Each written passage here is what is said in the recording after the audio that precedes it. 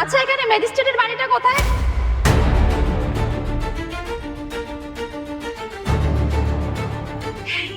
নদী, কেমন আছিস তুই? আরে আমার কথা রাখ, তুই এখানে কি করছিস? তুই কিনা শেষ পর্যন্ত চায়ের দোকানদারি করছিস? লাইক সিরিয়াসলি আমি তো আমার নিজের চোখকে বিশ্বাসই করতে পারছি না। আরে তোর কোথাও ভুল হচ্ছে। আমি কেন চায়ের দোকানে চায়ের দোকানদারি করব? এই চায়ের দোকান আমার না। ও আচ্ছা, তাহলে নিশ্চয় চায়ের দোকানটা তোর হাজবেন্ডের। দেখছিস, আমি তোকে বারবার বলছিলাম তুই হৃদয়কে বিয়ে করিস না। বিয়ে করে কি হলো? শেষ পর্যন্ত কিনা তোকে চায়ের দোকানদারি করতে হচ্ছে। জানো আপন, এই ছেলেটা মানে হৃদয় আমার সাথে একই সাথে ভার্সিটিতে লেখাপড়া করতো। এই ছেলেটা আমাকে প্রপোজ করেছিল, মানে আমাকে বিয়ে করতে চেয়েছিল, কিন্তু আমি এন্ড মুহূর্তে সেটা রিজেক্ট করে দেই। আমি তো ওকে দেখেই বুঝতে পারছিলাম ও জীবনে কিছুই করতে পারবে, আর আমি এখন বুঝতে পারছি আমার তখনই নেওয়া ডিসিশনটা আমার লাইফের একটা বেস্ট ডিসিশন ছিল। তুমি একটাবার ভেবে দেখো, আমি যদি তখন ওর প্রপোজাল অ্যাকসেপ্ট করে নিতাম তাহলে আমার এখন মুনার মতো এখানে চায়ের দোকানদারি করতে হতো। মাই গড, আমি যে আমার জীবনে কত ভালো একটা ডিসিশন নিয়েছি আপন তোমাকে বিয়ে করে, এটা আমি এখন বুঝতে পারছি। আর মুনা, তুই এটা কি করে করতে পারলি? আমি তোকে কতবার করে বারণ করেছিলাম এই ছেলেটাকে বিয়ে করিস না, এখন কিনা দেখ শেষ পর্যন্ত তোকে এখন চায়ের দোকানদারি করতে হচ্ছে। ছি! নদী, তুমি কি এদেরকে চেনো নাকি? আর বলো না, চিনি মানে অবশ্যই চিনি। এদের সাথে আমি একসাথে ভার্সিটিতে লেখাপড়া করতাম। জানো, এই মেয়েটা মুনা ভার্সিটিতে যে কত বড় বড় কথা বলতো, আমি এই হব সেই হব, ম্যাজিস্ট্রেট হব, বড় অফিসার হব, কিন্তু এখন দেখো শেষ পর্যন্ত কিনা এই ছেলেটাকে বিয়ে করে চায়ের দোকানদার হয়ে গেল। নদী, তুই এরকম কেন কথা বলতেছিস? হ্যাঁ, এটা ট্রু যে হৃদয় তোকে অনেক পছন্দ করতো, বাট তুই রিজেক্ট করে দিছিস। এখানে তো ওর কোনো দোষ নেই, তাই না?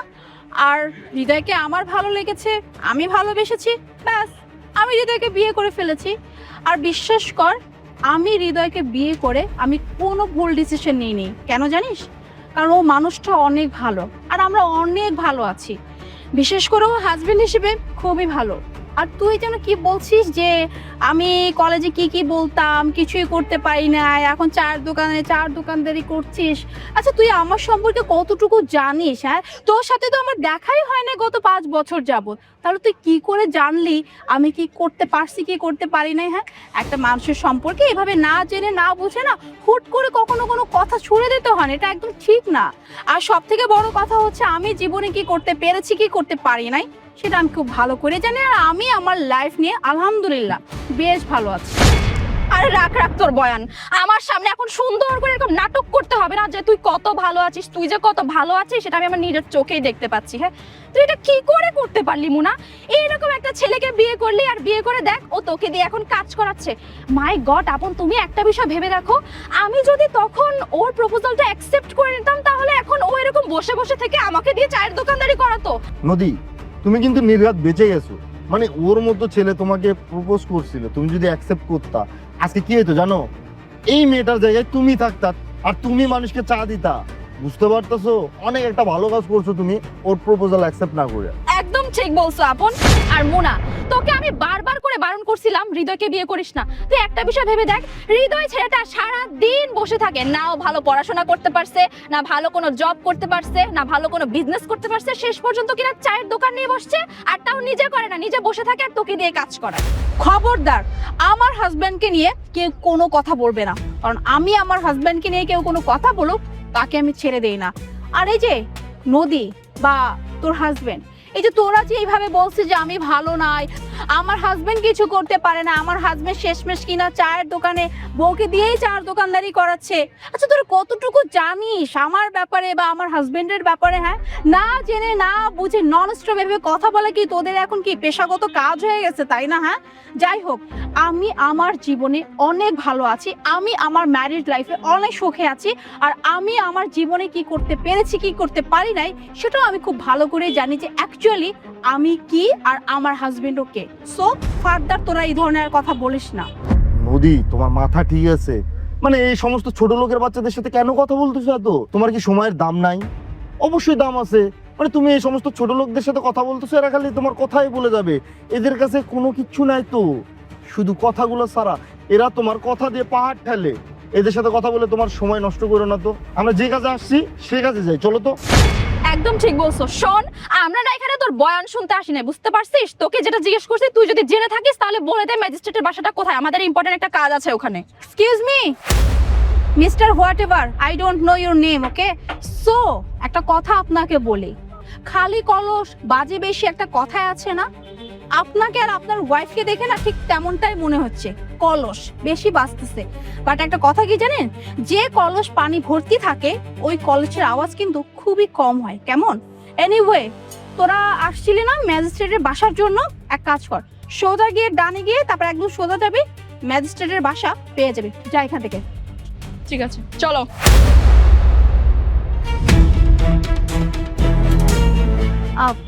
হৃদয়, তুমি প্লিজ ওদের কথায় কিছু মনে করো না, আসলে তুমি তো জানোই নদীর ব্যাপারে ও কেমন মেয়ে।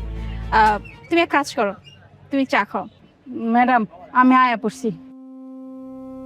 খালা, আপনি যে আপনার মেয়ের কাছে গিয়েছিলেন, আপনার মেয়ে কি এখন সুস্থ? আলহামদুলিল্লাহ, আগের সেন ভালো আছে। ম্যাডাম আপনাদের অনেক ধন্যবাদ, আপনি এত বড় একটা মাপের মানুষ হয়ে আপনি আমার চায়ের দোকানটা সামলাইছেন, আপনার ধন্যবাদ দিয়ে ছোট করবো না। কি যে বলেন না খালা, আমি যে বড় মাপের মানুষ এটা কাদের জন্য? এই আপনাদের জন্যই তো, তাই না? আর আমি তো একজন ম্যাজিস্ট্রেট, আর আমার কাজ কি? আমার কাজই তো হচ্ছে আপনাদেরকে সেবা করা, তাই না?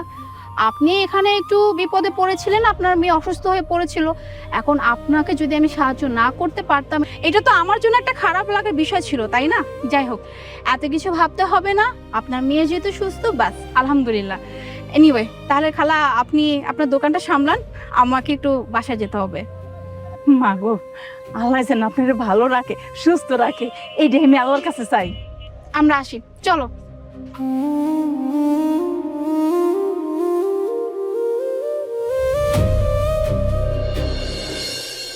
বাসে চলে আসছে।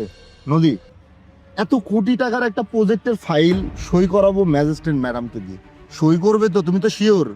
আরে তুমি কোনো চিন্তা করো না, অবশ্যই সাইন করবে। আর তাছাড়া আমি আগে থেকে ম্যাডামের পেকে কিছু টাকা ঘুষ দিয়ে রেখেছি, বুঝতে পারছো? উনি বলেছে আমাদের পক্ষ নিয়ে কথা বলবে। যাক, তাহলে তো ভালো, কিন্তু তারপরেও না, এত কোটি টাকার একটা প্রজেক্ট, টেনশন তো হয়, বলো? চলো বাসায় চলে আসছি। এক্সকিউজ মি, আপনি তুই তুই এখানে কি করছিস? ও আচ্ছা, মানে চায়ের দোকানের পাশাপাশি এখন ম্যাজিস্ট্রেটের বাসায় ঝাড়ু মোছার কাজ করিস, তাই না? নদী, তোর কেন এটা মনে হলো যে আমি এই বাসায় ঝাড়ু পোছার কাজ করি? আজব তো, নয়তো তুই এখানে কি করতেই বা আসবি? ম্যাজিস্ট্রেটের বাসায় ঝাড়ু মোছার কাজ অথবা রান্না বান্নার কাজই তো হয়তো করতে আসছিস, তাই না? আচ্ছা নদী, একটা কথা বলতো, তুই তো ম্যাজিস্ট্রেটের সাথে দেখা করতে আসছিস, তাই না? মানে ম্যাজিস্ট্রেটের বাসায়। এখন আমাকে একটা কথা বল, ম্যাজিস্ট্রেটের বাসায় ম্যাজিস্ট্রেটই তো থাকবে, তাই না? ঝাড়ুদার বা অন্য কেউ তো থাকবে না। লাইক সিরিয়াসলি, মানে তুই ভার্সিটিতে থাকতে ম্যাজিস্ট্রেট হতে চাইতে কিন্তু সেটা হতে পারিসনি দেখে এখন নিজেকে নিজে ম্যাজিস্ট্রেট ভাবা শুরু করে দিয়েছিস, তাই না? কি ভাবছিস তুই নিজেকে ম্যাজিস্ট্রেট ভাবলে কি তুই ম্যাজিস্ট্রেট হয়ে যাবি? আর শোন, ম্যাজিস্ট্রেট হওয়া না এত ইজি না। বান্ধবী, এটা তুই একদম ঠিক কথা বলছিস, ম্যাজিস্ট্রেট হওয়া এতটাও ইজি না। এই 2-4টা কথার মতো না, বললাম আর হয়ে গেলাম, অনেকটা স্ট্রাগল করতে হয়, অনেক পড়াশোনা করতে হয়। যাই হোক নদী, তোরা তো ম্যাজিস্ট্রেটের সাথে দেখা করতে আসছিস, মানে আজকে যে ম্যাজিস্ট্রেটের সাথে তোদের অ্যাপয়েন্টমেন্ট আছে অবশ্যই তোকে একটা মেইল করা হয়েছে, ওই মেইলে তো ম্যাজিস্ট্রেটের নাম্বার লেখা আছে। এক কাজ করতো, একটু চেক করতো কোন ম্যাজিস্ট্রেট, আমি ম্যাজিস্ট্রেটের নামটা কি? নাম আবার দেখার কি আছে? আমি তো নামটা দেখেই আসছি। মুনা, মানে তুই ম্যাজিস্ট্রেট? হ্যাঁ, আমি সেই ম্যাজিস্ট্রেট যার সাথে আজকে তোদের অ্যাপয়েন্টমেন্ট ছিল মিটিংয়ের। কি নিশ্চয়ই এখন অবাক হয়ে গেছিস, তাই না, যে আমি কি করে ম্যাজিস্ট্রেট হলাম?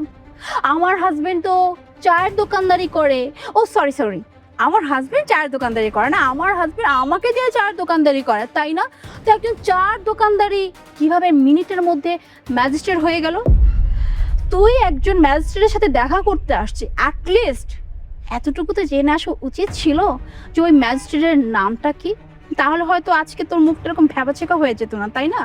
আর নদী, তুই যেন কি বলছিলি, হ্যাঁ ওই যে তখন, যে তুই তোর জীবনের সব থেকে বেস্ট ডিসিশন এইটা নিছিলি যে তুই হৃদয়কে রিজেক্ট করে এরকম একজন কোটিপতি হোয়াটেভার যাই হোক না কেন বিয়ে করে জীবনে অনেক ভালো একটা ডিসিশন নিছিস। এখন আমি তোকে বলি, তুই জীবনের সব থেকে খারাপ ডিসিশনটা নিছিস এইটাই যে তুই হৃদয়কে ছেড়ে দিছিলি। আর আমি আমার জীবনের সব থেকে বেস্ট ডিসিশন নিছি কি জানিস?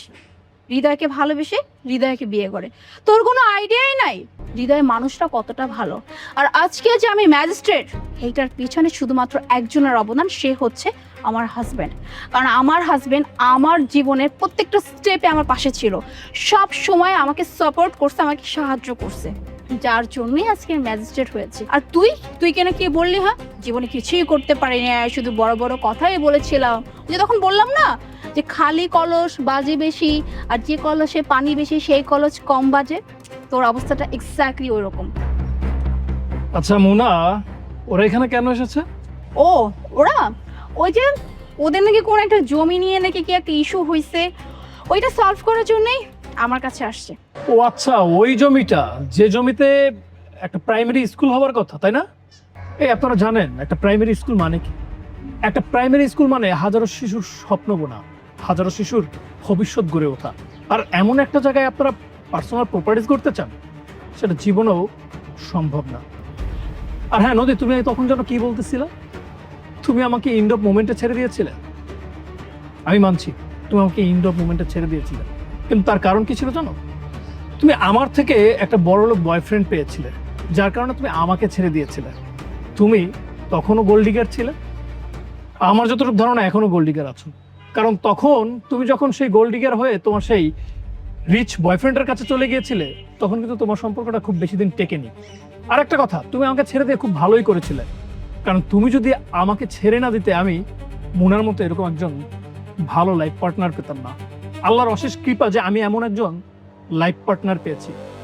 তুমি জানো, আমার আর মুনার যখন বিয়ে হয় না, আমাদের অনেক কষ্ট করতে হয়েছে, আমরা অনেক স্ট্রাগল করেছি। বিয়ের পর আমি একটা রিয়েল এস্টেট ব্যবসা করি, সেই ব্যবসায় অনেক উত্থান পতন হয়, কিন্তু কখনো মুনা আমার পতনের সময় আমার হাত ছেড়ে দেয়নি। সবসময় আমাকে মোটিভ করেছে যেন আমি সামনের দিকে এগিয়ে যাই। আর তুমি কি করেছিলে? মাঝপথে আমার হাতটা ছেড়ে দিয়েছিলে, আমার হাতটা ছেড়ে দিয়ে একজন রিচ বয়ফ্রেন্ড খুঁজে নিয়েছিলে। আজকে তুমি যখন এসে আমাকে অপমান করে কথা বলছিলে, মুনাকে অপমান করে কথা বলছিলে, আমি তোমাকে কোনো উত্তর দেইনি। কেন দেইনি জানো? কারণ তুমি আমার পুরনো বন্ধু, আমি তোমাকে রেসপেক্ট করেছিলাম, সম্মান দিয়েছিলাম। কিন্তু তোমার মধ্যে এতটুকু বিবেক নেই, এতটুকু সম্মানবোধ নেই যে তুমি তোমার পুরনো বন্ধুকে সম্মান করে কথা বলতে পারো। তুমি সেই আগেও বেয়াদব ছিলে, এখনো বেয়াদব আছো। যাই হোক, তোমার মতো মানুষের সাথে কথা বলে লাভ নেই। আর একটা কথা, তুমি এখানে যে উদ্দেশ্য নিয়ে এসেছো না, সেই উদ্দেশ্য কখনো পূরণ হবে না। অন্তত মুনা এরকম অবৈধ কোনো কর্মকাণ্ডে স্বাক্ষর করবে না। আর হ্যাঁ, তুমি আমার কাছ থেকে চলে গেছো না, ভালোই করেছো। যে যায় সে তার কপাল নিয়েই যায়, আর তুমি তোমার কপাল নিয়েই চলে গেছো। আর আজকে তোমার এই অবস্থা। আর তুমি কি ভেবেছিলে যে আমাকে ছেড়ে চলে যাওয়ার পরে আমি কিছুই করতে পারবো না? ভুল ছিলে।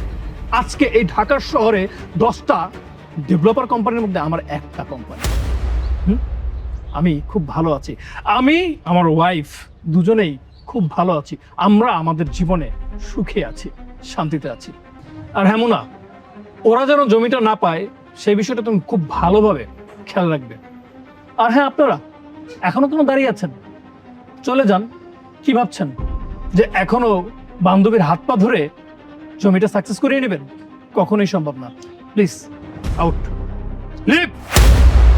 ভাইয়া প্লিজ একটু বোঝার চেষ্টা করেন, কারণ এত কোটি টাকার প্রজেক্ট যদি সাইন না করেন আপনারা, আমরা কিন্তু রাস্তায় নেমে আসবো। আর আমার বউ মিস্টেক করছে, মাফ করে দেন আপনি প্লিজ, আমরা এসব ভুলে যাই। আর তোমার তো মানে কলেজ ফ্রেন্ড, মানে স্কুল ফ্রেন্ড, তাই না? হ্যাঁ হ্যাঁ হৃদয়, প্লিজ তুমি এরকম করো না, আমাদের প্রজেক্টটা খুবই ইম্পর্টেন্ট একটা প্রজেক্ট, প্লিজ। কি ব্যাপার, আমার হাজবেন্ড কি বললো সে কথা কি তোদের কানে যায় নাই? যেহেতু আমার হাজবেন্ড আমাকে একবার বলে দিয়েছে, দ্যাট মিন্স তোরা এই জমি কোনোভাবেই পাবি না। আর এই জমি তোদের থেকে কিভাবে রপ্ত করতে হয় সেটা আমি খুব ভালো করেই জানি। আর এখন তোরা স্বইচ্ছে এখান থেকে চলে যা। আর যদি না যাস তাহলে সিকিউরিটি গার্ড ডেকে খুব সুন্দর মতো আদর আপ্যায়ন করে তবে এখান থেকে বের করব।